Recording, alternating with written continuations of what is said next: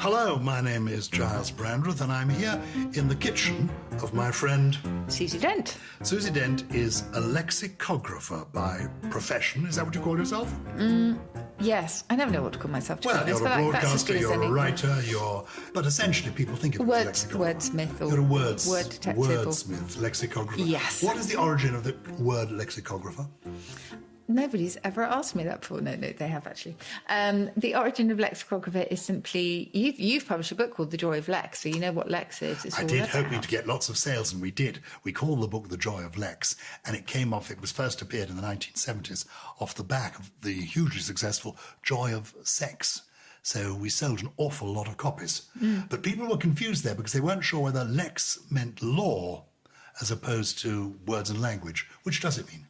Oh, well, I would say words and language for sure. Yeah. That's essentially what lexicographer does, is a compiler of dictionaries or And lexicons. how come, because we're going to talk about jobs, professions, what things people do on this episode, how come you are a lexicographer? When you were a little girl, when you were the age of your daughters now, in your teens, what did you aspire to be, Susie Dent? A hotel manager. Oh. I loved hotels. I loved wandering around in them whenever we went on holiday. I would stand by the icebox for hours pretending to be a bar person. And that was it. That's all I wanted to do, was be a hotel manager. I've never known that, but I'm fascinated because when I was a child, I read a novel by Thomas Mann called The Confessions of Felix Krull. Yeah. And he was a kind of confidence trickster, and he earned his living as a waiter. So when I was in my teens, I thought I'd like to be a waiter. Thomas Mann, one of my favourite authors. Well, there you are. Yeah. So it turns out that our childhood fantasies were similar, but we haven't ended up waiting in a hotel or managing a hotel. No, my journey to where I am today was completely accidental, though, because my very first job, let's talk about our very, very first jobs. I was a waitress. I loved it because you never took work home. You met lovely people. You met pretty awful people as well.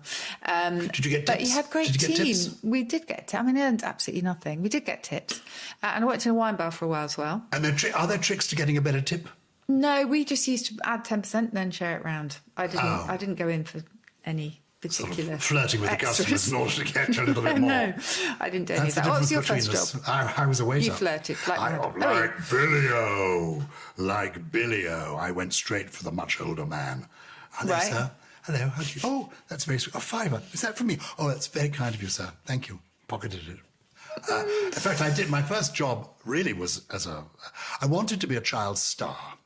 And I used to do performing on Broadstairs. My parents took me on holiday to Broadstairs in Kent. Yeah. It's still a lovely seaside resort. And I would perform there.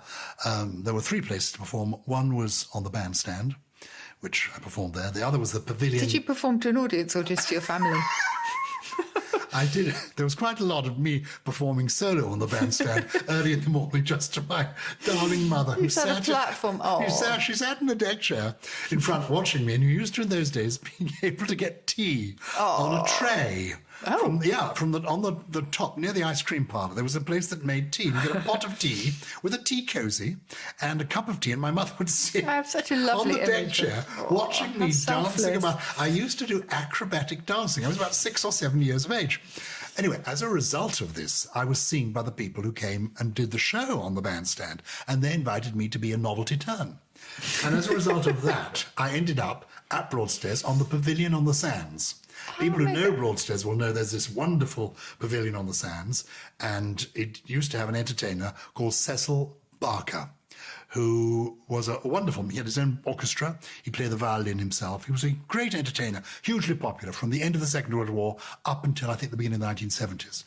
And Cecil Barker saw me, and I ended up doing Children's Night, Novelty Night, and Carnival Night at the Pavilion on the Sands in Broadstairs. You had a full-time job, age 8. Well, it was just for the summer holidays, 3 nights a week. Did you earn anything? On the spare nights, I used to go to the Bohemia Theatre in Broadstairs and do a little song and dance routine there. Good grief.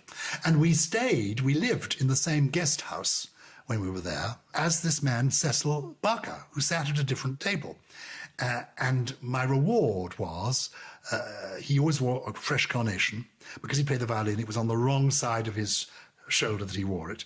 And he wore a fresh carnation every day. And I got the carnation on the next day. That was my reward. How lovely. And at this guest house, Some money would have been nice, though. Cyril and Charles, who ran the guest house, they said to me, clearly you'd like to be a waiter. I said, I'd love to be a waiter. I'd love to be a waiter. But of course, I got to the shows. And they said, we'll give you time to do the shows. So aged 7, 8, 9, 10, 11, the You years were a that we went waiter. there, I was a waiter for Cyril and Charles at their guest house in Broadstairs. And if you're listening and you gave me a tip at the time, thank you very much. But tell me, what is the origin of the word waiter? I suppose it is waiting at table. It is somebody who waits at tables. It's funny, it reminded me of Nick Hewer, who told me with disgust that he had been to a restaurant and had been attended upon by a waitron, which is the gender neutral term for a waiter. And they came up and said, have you been menued yet, sir? Oh, please. He was not happy. He was not happy.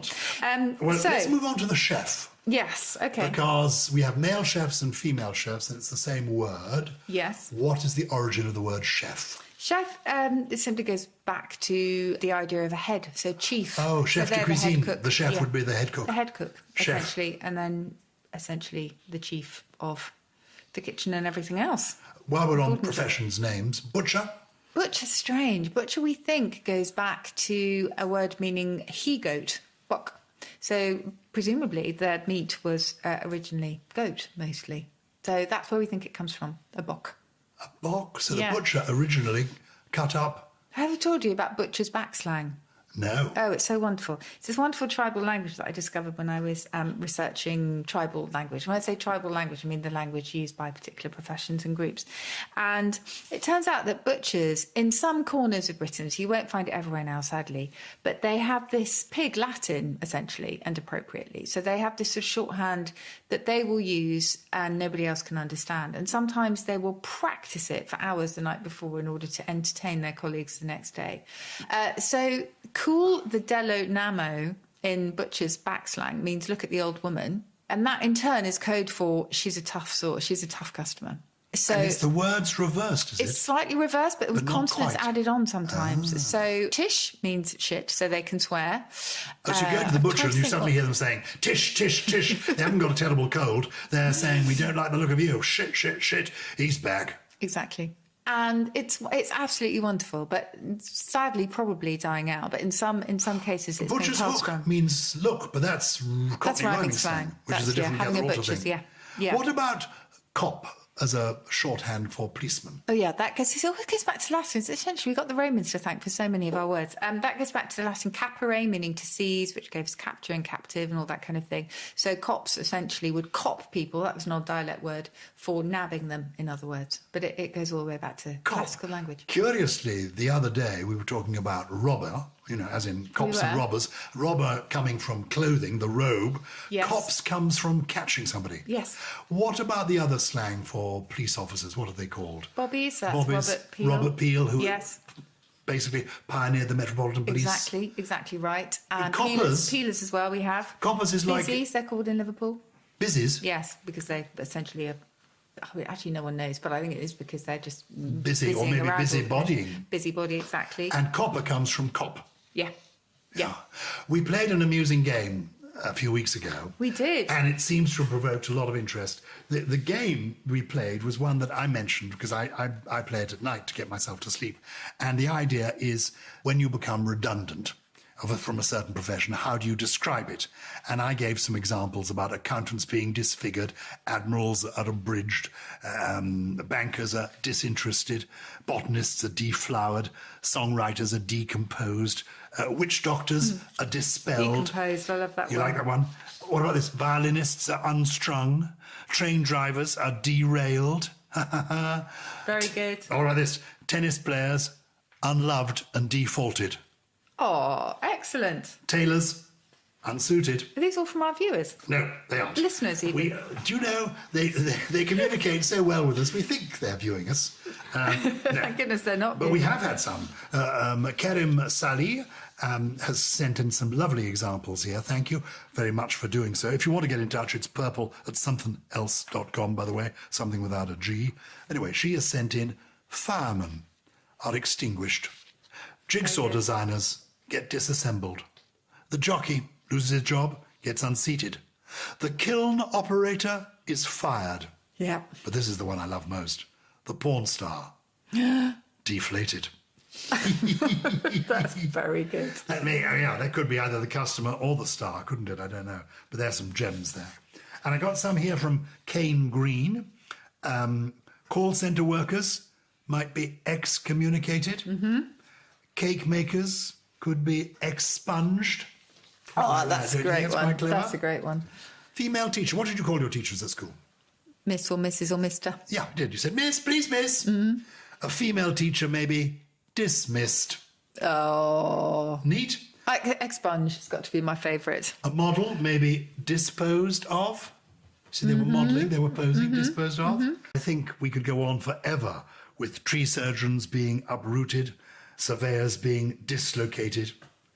We need one for lexicographers. There must be an obvious one out there, but if you do have it, please let us know. I'd love to hear it. Yeah, very good. Yeah. Okay, tell me about some of the terms that people use at work. Okay, well, we talked about some job titles before, haven't we? So I've talked about the fact that secretaries used to keep secret. So they were secretaries. Freelancers, again, another word that wears its heart on its sleeve because they were originally knights who weren't attached to any particular nobleman or lord and so would be free to use their lance. Butlers, they were bottlers originally. Well, that actually goes back to the Latin meaning a cask. And of course, we get a butt from that as well with a double Because T. curiously, the Duke of Norfolk is sometimes described as the chief butler of England. Is he? Okay. And he is the person who runs the coronation when it comes along. And this goes back to medieval times, being the butler. But the person was a bottler. A bottler originally, yeah. Well, so that's the person who brings up the wine. Exactly. The So they were in cellar. charge of the wine cellar. Very good. Essentially, they were the sommelier. Busman's holiday, that was one of the queries that came up. It goes back to 1893 when being a bus driver was a regular everyday job, and it still is, but I think it was much more in the sort of public imagination than it probably is today. So busman's holiday. Sorry, can I just stop you there? Much more on the public... No, what I mean is, I must explain, Susie Dent hasn't been on public transport in some years. But I go on public transport all the time. We have a man of the people. I, Gyles Brandreth, travel entirely on public transport. I do too. Partly because of my age, Input, and I therefore get what is called old bugger's pass, and that enables me, and I think it's a wonderful thing, it must be said, because it does enable people who are much older than me who mightn't get out, gives them the incentive to get out. But I am on a bus. You're a twirly. You get in Liverpool, a twirly is someone who arrives too early because they're very keen. A pensioner that arrives too early to get the pensioner's discount. I think the busman's holiday is this. People like my great Aunt Edith loved to go on a holiday by bus. Yes. She and her friends would get together. She was a maiden lady, and she would go with a girlfriend or two, and they would buy she lived in Accrington in Lancashire, and they'd go to Lytham St Anne's, or if they were going to be extravagant, they'd go up to Blackpool. And they went by bus. And that was a treat. Now, for the bus driver to go to Blackpool isn't a treat, because he's driving to Blackpool, or she is driving to Blackpool anyway. Yeah. I think that is the origin, and it isn't quite as popular now as it used to be. No, you're correct, because the first record here in the OED is from the English Illustrated magazine, 1893. Quote, "I shall indeed take a holiday soon, but it will be a busman's holiday." Yeah. There you go. Right, uptitling. Can I talk about that very quickly? So when you were a waiter on whatever you were, you were quite happy to call yourself that, I imagine? I was proud to be a waiter. Yeah, likewise. I was proud to do what I did. I thought it was exciting. I thought it was slightly sexy. Yeah, but uptitling is when you try and big yourself up and you try and inflate well, at least I'm not sure that we do it ourselves. I think maybe our employers do it for us. We don't have window cleaners, we have scandiscopists. Do we have scandiscopists? I love Apparently that. Apparently shelf stackers are stock replenishment executives. Stock replenishment executives? Yes. But I did a bit of research into this, and it turns out we have been doing it for quite a long time. In the 1940s, if you were a rat catcher, you were a rodent operative. Isn't that wonderful? So we have been doing that for a long time. And firing someone, being fired, of course, that's got a whole lexicon as well. You're fired. A whole euphemism. You're fired. Treadmill. We think it's simply from the idea of the speed with which a bullet is discharged from a gun, really, and somebody is literally discharged in the same way, rather unceremoniously. The sack, of course, people are given the sack. Yes. I think that goes back to people being given their tools because they were manual workers very often in a sack and told to get out. Yeah. So quite a literal one, that one. Have you ever been to, after someone's died, to collect their possessions from, it's happened to me now several times. There are lots of things that I can introduce you to from an older person's perspective, Susie. Okay. And one of There them... must be a verb for that then, going and collecting. It's bleak. But what's Yes. interesting, we're talking about the sack, is that every time that's happened, the possessions have been handed to me in one of those black plastic sacks. Oh. So you go in to collect a the bin bits and bag. pieces in a bin bag. Oh, and they that's put, not you nice. know, the cardigan and the clothes and the late person's spectacles and whatever it is, portable radio, in the bin bag. Listen, this is a new business for us, is that we can design some beautiful Hessian bags with the logo Gone But Not Forgotten or something nice and sentimental on it, and they can replace black I plastic think it's a bin lovely bags. idea. Would have been What almost... should we call them? We can call them your dent bag. I'd like a nice dent bag, please. Though I might find it a bit bleak to go and collect my nan's possessions and be handed a bag that already has embroidered on it, Gone But Not Forgotten. I prefer to have a Or black just a bin big liner. enjoy with an exclamation mark, something. That's terrible. Oh, have we had any listeners' questions yet? Have you got any interesting letters we've had this week? Well, we've had quite a few letters, speaking of jobs, with some nominative determinism in them. So Remind me what that is. acronyms, I like to call them. Both mean the same thing. So they are people who whose surnames accurately reflect Lord what they Judge, do, who turns out to or be a who judge. or who Exactly. they are. So we have some examples here. So Dan Connolly wrote in, thank you, Dan, to say he's met the Warwickshire Fire Safety Officer, or one of them, Blaise Marshall. Oh. And he said, and one I read about the first... Blaise Marshall. Yes. And he's from Warwickshire. It sounds like as though he should be from Texas. Blaise Marshall, fire officer. And this one I have also heard of. It's a gynecologist called Dr. Bonnie Beaver.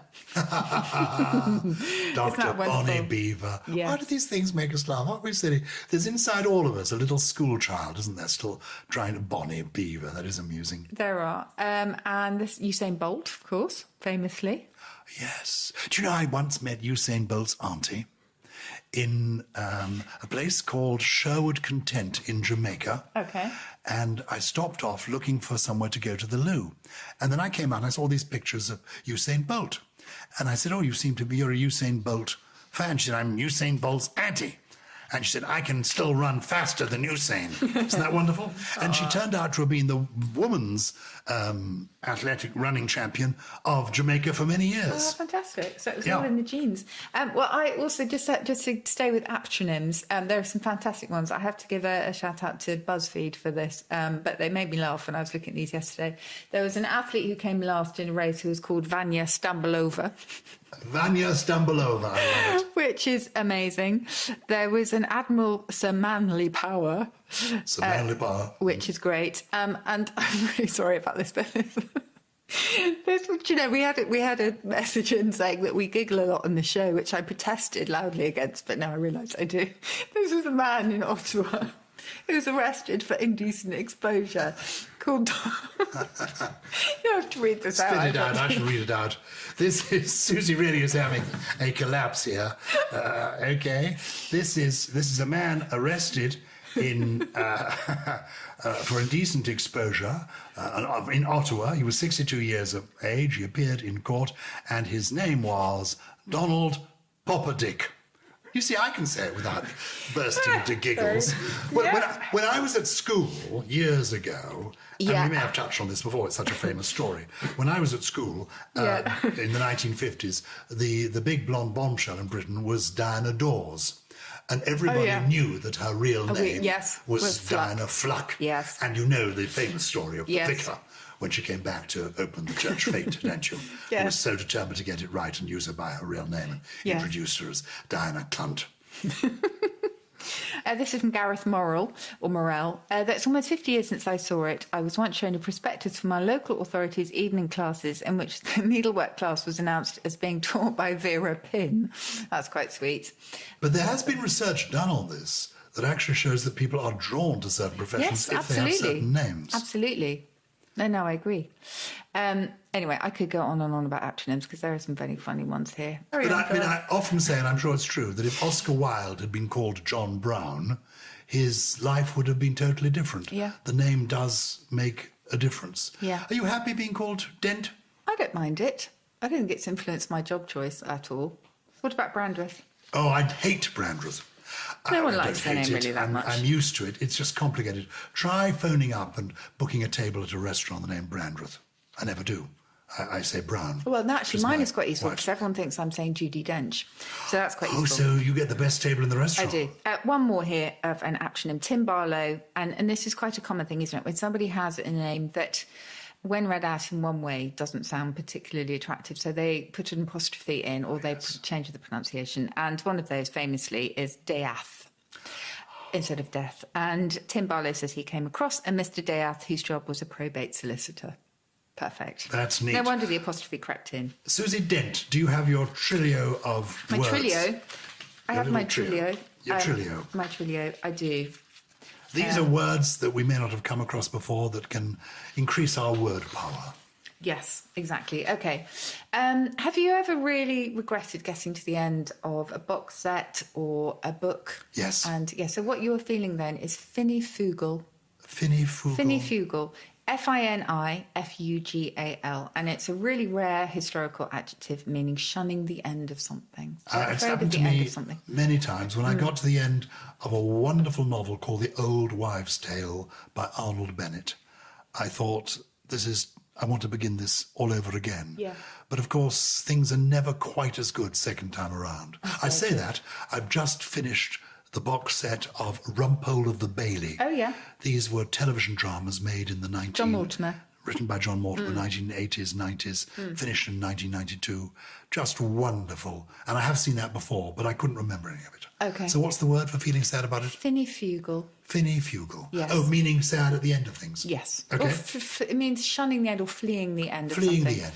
Now, the next one is a really fancy way of saying that something is rubbish, and it might give you a means of getting away with it because it doesn't sound particularly insulting. So use it to your biggest enemy and tell them that what they've just done is totally Quisquilious, and it means utter trash.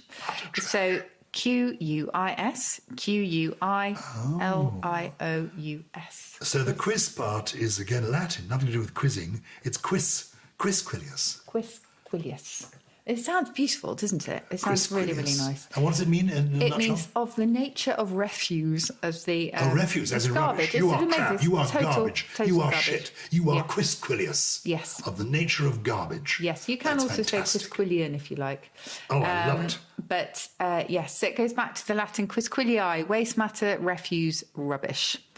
So that's a good one. And finally, if you want a fancy way of talking about your to-do list, you say, I have so many facienda, or facienda, if you like, Facienda. Facienda. So Facienda. a faciendum is something that needs to be done. As in facere, doing things. Exactly. Fun enough, whenever I'm unhappy, what I do is make a list. I feel constantly overwhelmed. I've got too many things to do, too many emails to answer. You know, I've got to get on Instagram, Twitter. It's all so much. Got to get round to Susie's having done my homework. I make a list. So I cope with being overwhelmed by my facienda Yes, by making writing a a list. to-do list. Yeah. Are you somebody who has negative feelings? I don't think you are. Because I'm thinking, I love the word. I'm a worrier for sure. I'm a worrier Ask too. Rachel Riley, she'll say that I worry about things that can possibly happen, but I do. I think I'm a slight, not a catastrophist, but I do get into worryhood sometimes. But you're all not the time. negative. You don't. I mean, I'm wondering where we're going to use the word Quisquilious, you and I. Oh, in terms of insulting other people? Yeah. Oh no, I can do that. Can you? Yeah. But the great thing is to use vocabulary that They won't might understand. not, yeah, which is a bit silly really, but you have to exploit my job sometimes. It's not a very transferable skill. Knowing the dictionary has its uses on occasion. So you occasionally send an email to the boss saying, you Quisquilious I bastard. haven't done that yet. You ingordigious windsucker.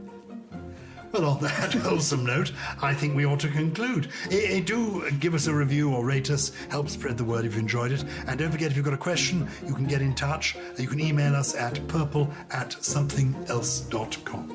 And Something Rhymes with Purple is a Somethin Else production produced by Paul Smith with additional production from Lawrence Bassett, Steve Ackerman and someone called Gully. Golly, Quisquilious.